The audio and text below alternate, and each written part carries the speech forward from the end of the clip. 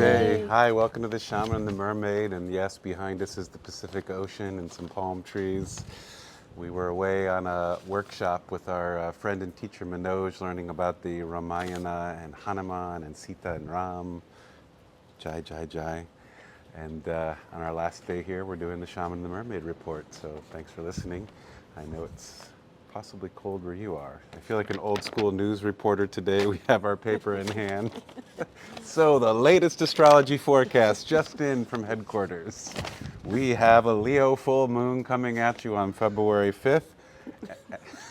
And we're taking you all the way into March, close to the spring equinox, but not quite, for the Virgo full moon on March 7th. And this month has a lot of depth and deep diving and conjunctions and movement of energy. Do you have something to say about our And a lot of it is in moving into the sign of Pisces. So it's really appropriate that we're here in La Jolla, right on the ocean, because so much of the energy is about the watery depths, which leads us to our theme this time. It's Fathom Your Faith.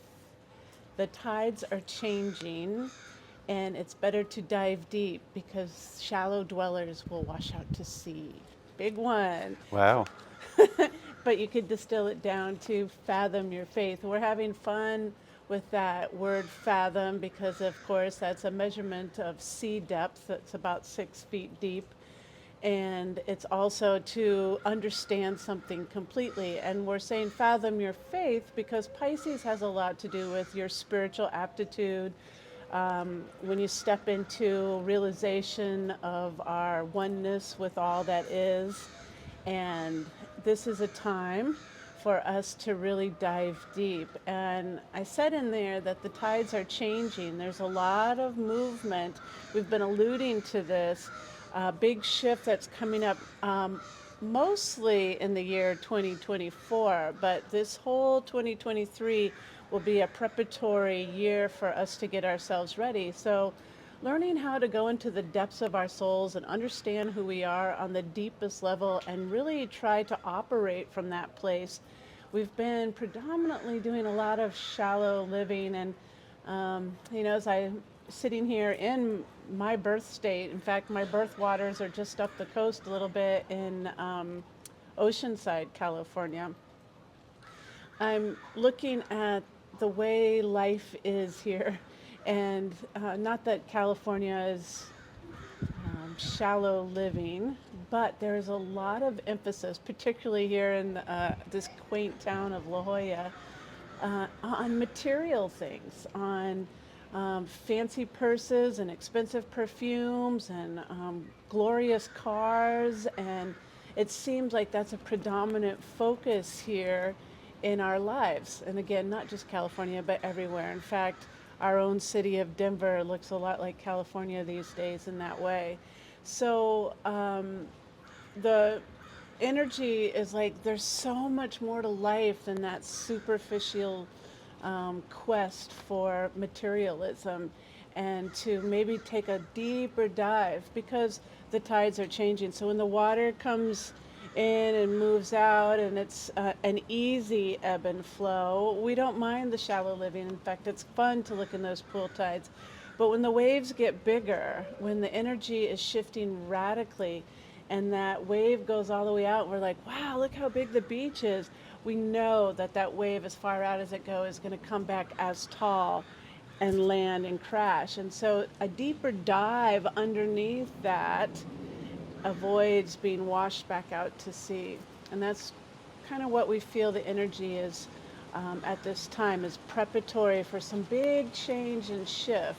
And the anchor to all this is going to be going into who you are on a soul level. Where the rain's really coming down now all of a sudden as we're talking about this. I think it's kind of spooky. So we got a full moon kicking us off in Leo. And that full moon is opposite the sun in Aquarius and square Uranus. So this is a pretty strong energy. The Leo energy is about the personal self, and Uranus is sudden awakenings, shifts, change. It can be release, liberation, and freedom, but it can also be a spanking. But all of it is for the purpose of wake up, wake up. see more of the true reality or more of the depth of the inner heart. And so this can be a very illuminating full moon. Yes, absolutely. And I like the fact that it's in Leo, which is the, you know, lion-hearted. It takes courage to take that deep dive, to go into ourselves and really work with some of that interior landscape that sometimes is a little ominous, like the ocean. You know, look at that out there behind us. Sometimes diving into the depths of our souls looks like diving into that ocean. It's a little bit scary, but this is the work right now. That's what we're to do. So the Leo full moon is giving us that extra courage for that ability to dive deep and look. And 5 days later, Mercury, the psychopomp and the traveler into the under and overworlds, will conjunct the soul, Pluto, at the very last degrees of Capricorn. This is intense. It's also kind of sweet because every time there's a conjunction, we said there's 7 of them in this report, it's a new cycle. It's a starting of a new journey of consciousness, new understanding. And so Mercury coming up right with Pluto is a new venture into the soul to see and understand, and maybe a new spiral of evolution, both for personal, but particularly for collective, as this is in Capricorn, society, laws, rules, but also standing up as teachers and elders and guides. The conjunction piece that he's talking about, having 7 of them in this report, and it's much like a new moon.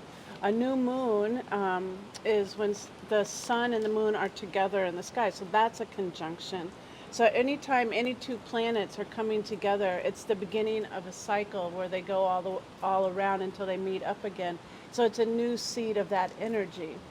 And 7 of them is like new beginnings, and I think it's a portent for this transitional period that we're in collectively in the evolution of our species. It's time for us to step from our shallow living into some deeper understandings of our purpose and why we're here and who we are, and letting go of some of the comforts that are making us not want to leave the shoreline, you know, and going out into those depths. So some of those conjunctions that we have coming up are, as he said, Mercury conjunct Pluto, and that's February 10th. And then what do we have after that? We have Mercury the day after going right into Aquarius, so conjunct the soul and Pluto, and then changes signs into Aquarius. And I kind of like this in a way that Mercury is leading Pluto into its next evolutionary state. Pluto will go into Aquarius actually in 1 month for the first time since 1778. That's a long time, 248 years ago about. And the conjunction where they just met the day before, and then Mercury the messenger is going into Aquarius to deliver the message of the soul to Aquarius is the greater society, higher states of consciousness, the awakening, states of freedom and liberation, hopefully. So if that's the direction we want to go, as we've said before, the age of Aquarius and the Aquarian Pluto transit, it could go either way. It all depends upon your free will choices, how you choose to use your consciousness, where you put your attention energy flows. So put it towards things that are high vibration and awakening of yourself. Your attention is your power. Where you're focusing, as Michael said, is where all your energy will direct. So if we're focusing on expensive purses and fancy cars and nice perfumes, what does that really do for us with the changing tides? And we need to learn how to navigate that kind of terrain instead of the fancy terrain out here. Do we know how to survive in that? And that's really what's coming up, is a bigger, more potent reality than what we're living in. We have a very comfortable, as I said, living style right now, and particularly in the West. And I realize around the world that this is completely different in parts of the globe where people don't have these luxuries. And but I would say that because they've had a little bit more challenge in their life and they haven't had all these comforts, when this big tide of change comes, they'll be more ready for it because they are able to pull up their sleeves and put on their work boots, and they know what to do to survive in this. And there's a part of me that it has a great concern for at least the comfortable world, because I don't know that we all have that ability to stay afloat when it gets difficult. We already have so much, as our teacher this week in Manoj kept saying, free floating anxiety in this world. And if you're tossed out into the unknown waters, that kind of mentality or mental instability is going to just drop you to the bottom. And we have to learn how to find that lion heart, be courageous, know who we are and why we're here. That's what I'm talking about, really, with finding the depths of your soul. What is your soul's purpose? And in truth, that word is Dharma. What is your Dharma, and are you fulfilling it and following it? And everything is pushing us to go deeper into that, instead of just check marking off our bucket lists of life of all the fun things we want to do. It's a little bit more potent than that at this time. Well, I think the next aspect's probably one that you would enjoy talking about. Venus will conjunct Neptune in Pisces on November, excuse me, on February 15th, very close to Valentine's Day. Valentine's Day, Venus and Neptune. Yeah, those are all my favorite people right there. Pisces and Neptune. I'm a Pisces myself. I understand the kind of the energy of the Pisces world, in that it's boundaryless and it doesn't have a lot of boxes that it swims in. It likes the wide open ocean. And so we're moving into that. The sun will move into Pisces as well, and the moon will also be in Pisces on our new moon coming up. So this Piscean energy, which Neptune is the planet that rules Pisces. Neptune is Poseidon, the king of the ocean. Neptune is in Pisces, its home sign. And then Venus, the goddess of love, also known as Aphrodite, we've seen her coming out of the sea foam, rising on that beautiful shell. And she's nestled up right there with Neptune in the sign of Pisces. So it's like a whole lot of potential for us to really revel in our self-worth and see the value of who we are, with boundless ocean big kind of energy. And I think that's a big part of diving into that soul depth, is starting with loving yourself and seeing your value and your worth.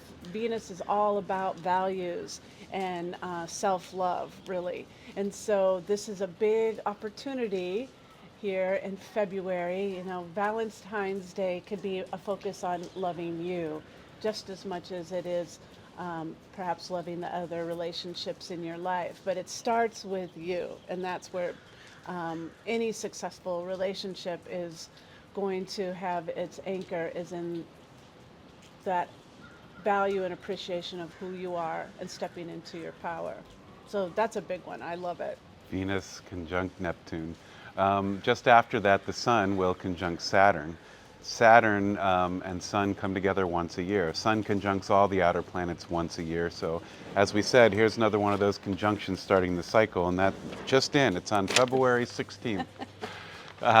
This is in Aquarius, and again, it's at the crucial last degrees of Aquarius. We have a lot of these outer planets, Pluto and Saturn, in the last degrees of their sign. And so these are the degrees where it's like the dark moon phase, just before the start of a new cycle, and something's about to begin. And Saturn coming through Aquarius is about to go into Neptune and join up with that Venus and Pisces energy. And so this can have a lot to do with really taking a look at the personal self in relationship to the things that you need to do this life. Katrina mentioned Dharma and values.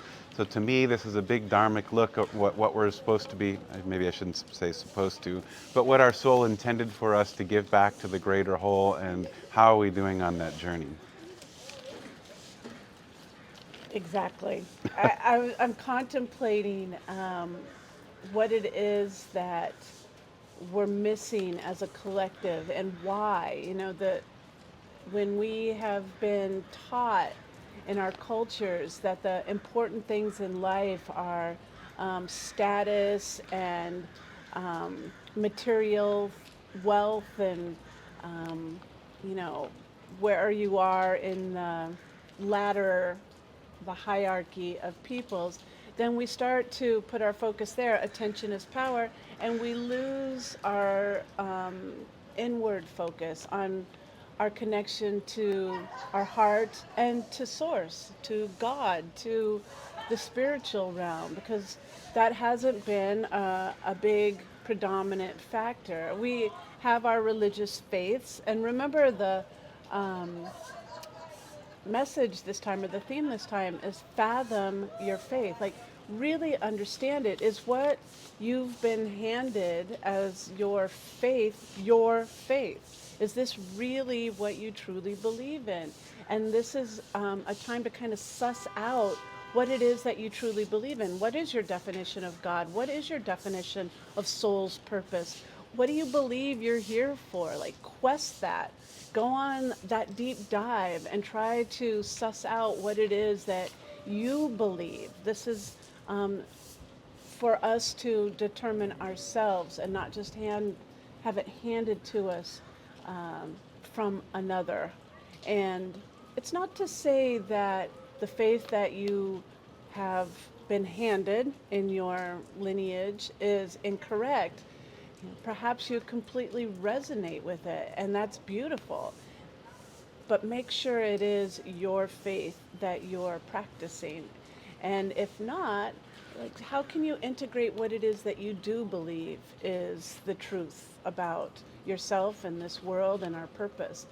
It's we sugarcoat it and we walk around it and we tiptoe and we elephant in the room talking about spirituality, faith, and religion. And this is like the big tidal wave that's saying, no, what is it that you truly believe, and define it and live it. And that's going to be the buoy or the lifeboat that comes by and saves you when things are getting crazy in the world. And we are going to see more crazy before we see calm.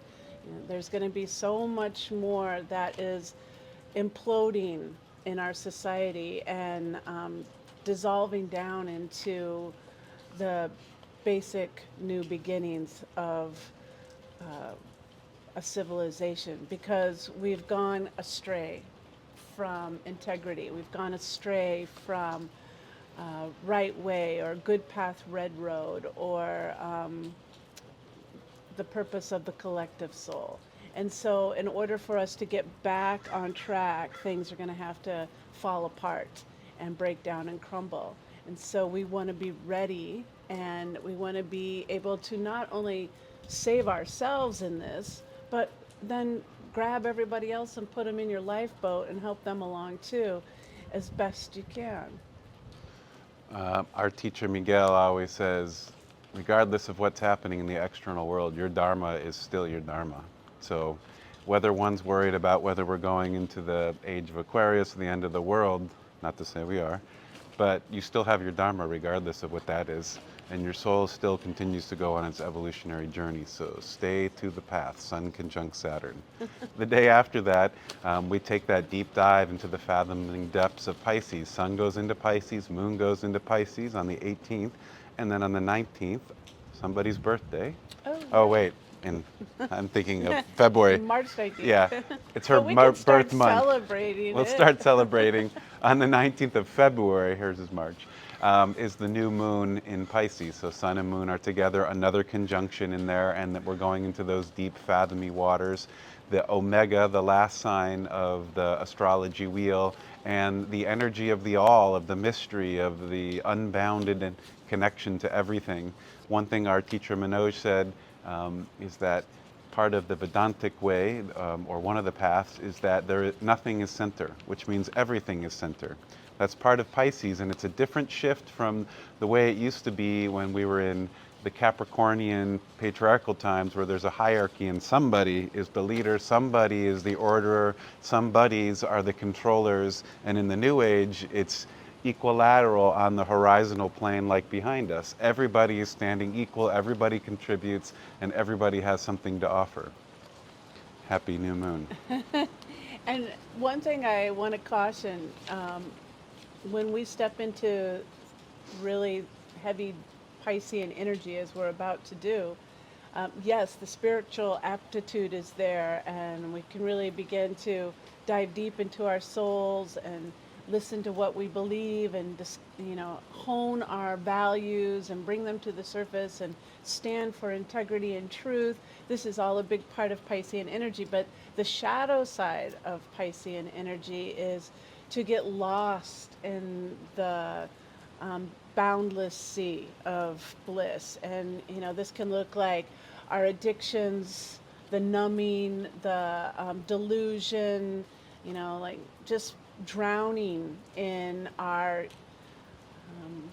fears sometimes, and clinging to, like one of the worst things to do if you're thrown overboard into the big ocean is to panic and to just start wailing around like that. You're going to create more chance for the drowning than if you find your calm, lay back and try to float and be with the ocean rather than fighting it. And a lot of times when we get into these, precarious unknowns, we get scared and panic. And it's important for us to learn how to navigate those waters and stay out of that delusion or numbing potential that can come from this energy in Pisces. Truth to that. On the very next day, a couple days later, Mercury square Uranus, and then Mercury will trine Mars. So a lot of Mercury activity, but as Katrina pointed out when we were looking at the report, Mercury is always very active, but the Sun and Mercury happen to be traveling through a part of the chart where there's a lot of other planetary energies. So that square to Uranus, I always like to think of squares as an opportunity for something to shift and to evolve. One could call it challenging or bad or hard, but it's also a call to action. To use our teacher Manoj, it's like when you play a better player in tennis or pickleball or some sport, you're inspired to lift your energies to a greater point, or you could be crushed and pushed down, but maybe go for the inspiration here when something challenging comes this way. It's a call to action for you to step into something new and different. Uranus usually delivers something very random and unusual and out of the bounds, and Mercury could be related to communication, to money, to commerce, to travel, but take that call. Take that Hanuman leap of faith too. When we look at our choices, sometimes we stay in the comfort zone because that big leap into the unknown is too daunting. So we stay at shore. And as I said, that tide is going to take the shallow dwellers out to sea.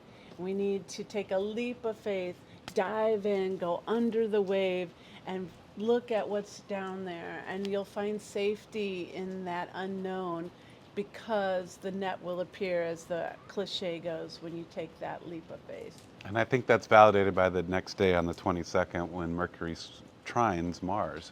Very supportive. It's like what you choose to put your action into has the support and the drive to do what it is.